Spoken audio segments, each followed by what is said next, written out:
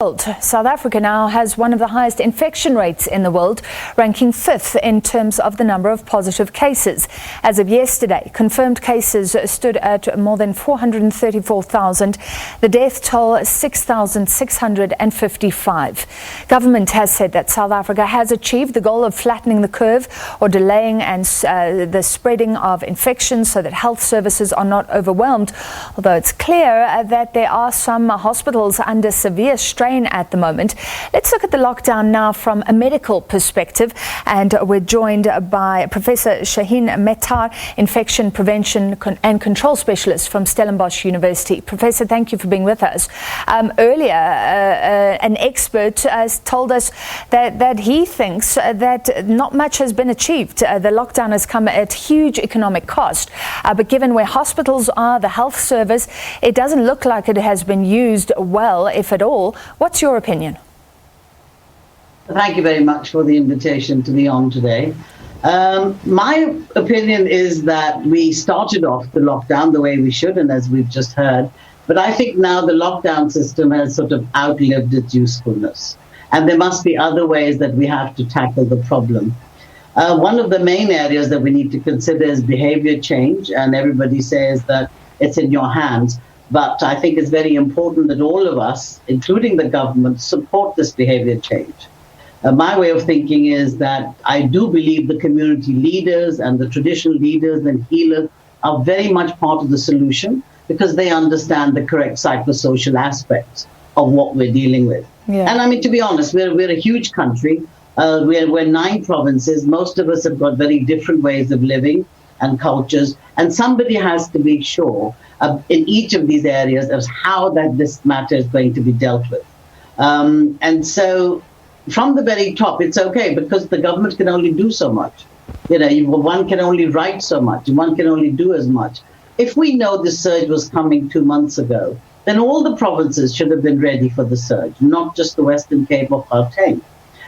Even so, today we are in that position where the Northern Cape and some of the others are in the position to actually brace themselves for what's going to happen. So to my mind, it's a multifactorial issue. It's fine to tell people what to do and how to do it and when to do it. But the main problem is, how are they going to do it? Yeah. And we have to put things into place that allow them to behave, to change their behavior.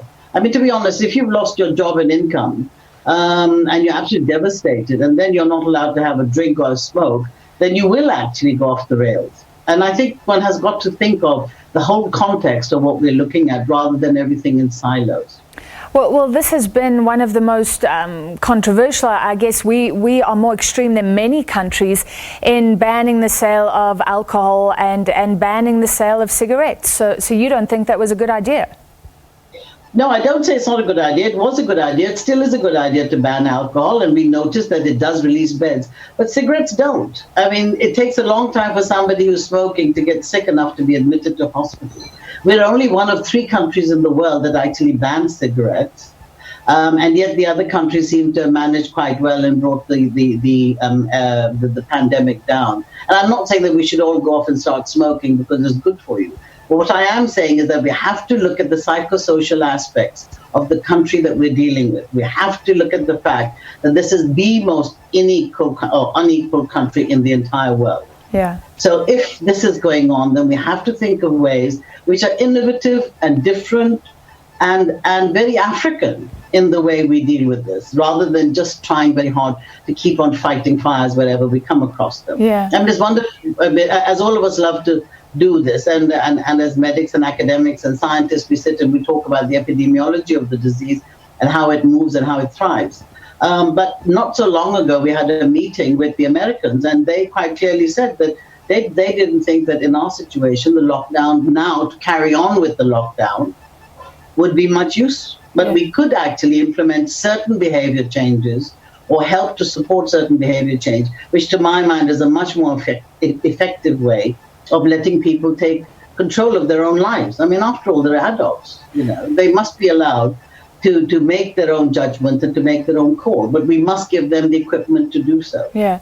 All right. So I want to talk about those behavioural changes. But first, I mean, when should the lockdown have ended? Even the health minister implied for a long time that the first 3 weeks were critical.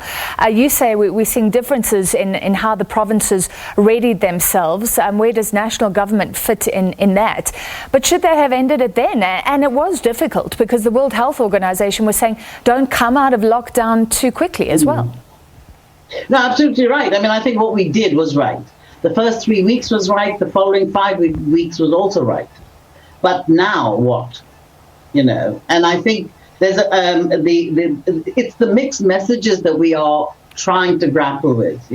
Open the schools, don't open the schools. This is coming, that is happening. And if we could just do this in such a way that we get a single message out there in very simple terms, so people understand what's going on.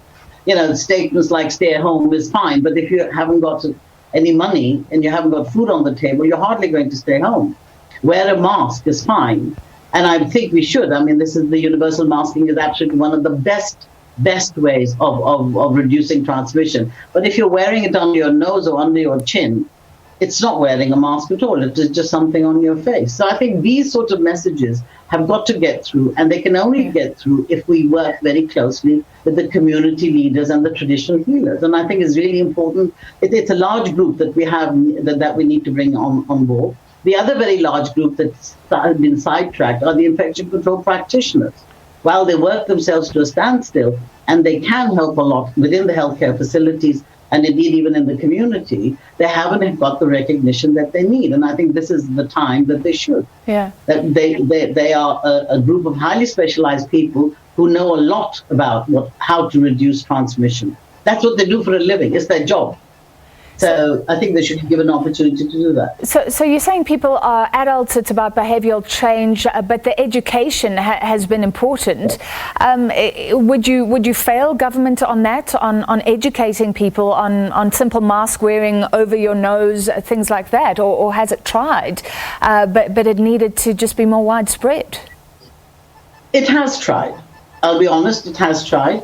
There's been a lot of production of documents, of posters and so on, but the message doesn't go anywhere.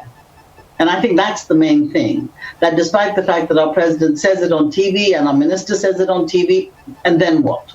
We will enforce it. Well, you can't enforce it because it's not something that you can. It's something that somebody puts on their face, and when you're not looking, they pull it down.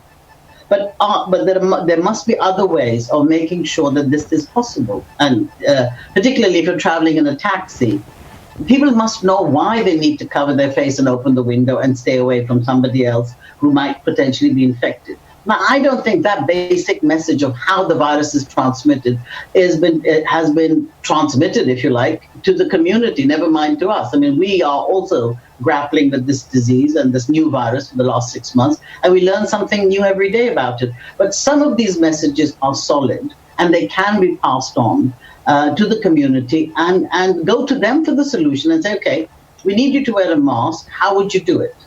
We need you to socially distance. How would you do it? Yeah.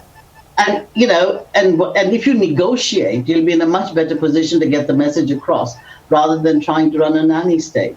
All right, thank you very much for your time tonight, Professor Shaheen Mehtar, Infection Prevention and Control Specialist from the University of Stellenbosch.